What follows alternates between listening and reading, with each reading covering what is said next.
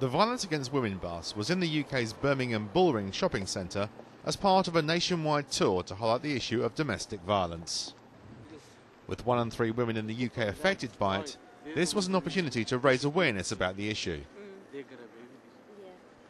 Britain's Home Secretary Jacqui Smith and psychologist Dr. Linda Papadopoulos visited the bus as the government launched new consultation on domestic violence.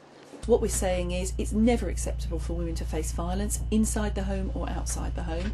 We think we've made a lot of progress actually in tackling violence, bringing down the incidence of domestic violence, increasing the conviction rate for men who commit sexual violence against women.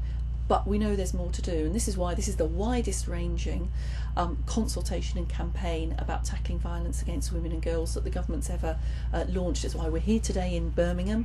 I've just come from talking to some of the professionals involved in supporting women, and here in the Bullring Centre we're actually getting women who are, and men who are out and about shopping to come and have their say about what more we can do.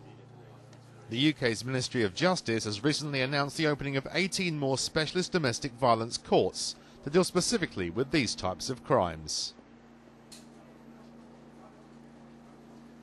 What we've seen as we've developed these is that they have helped to increase the conviction rate for domestic violence from under 50% to over 70% now. They provide support for women who, of course, having to go through that criminal justice system at a time and in a way that is really difficult for them. That's why we've seen success in convicting more people, and that's why we're extending the project today. Birmingham and Solihull Women's Aid gets 7,000 calls a year and work directly with 5,000 women who suffer domestic violence. They welcome the new consultation. We've been talking about domestic abuse, but now we're putting it in the context of the whole violence against women and girls agenda. And I think it's reassuring, and I'd like to see this on the scale of no drink driving, wear your seatbelt, and if you don't do those things, we're going to actually take action against you.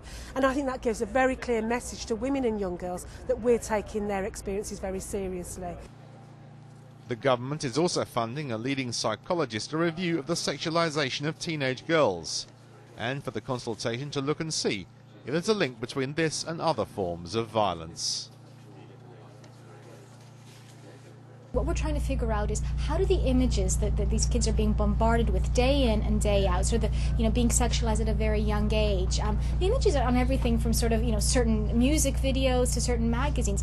How does it impact upon their self-esteem and consequently what they think they deserve or how they think they should behave within a relationship? We need to figure out if there's a correlation between these two, and if there is, we need to set up strategies in order to deal with this. With the backing of Britain's Home Secretary and the UK government, the Violence Against Women Awareness Tour will go to 40 different cities and towns around the UK.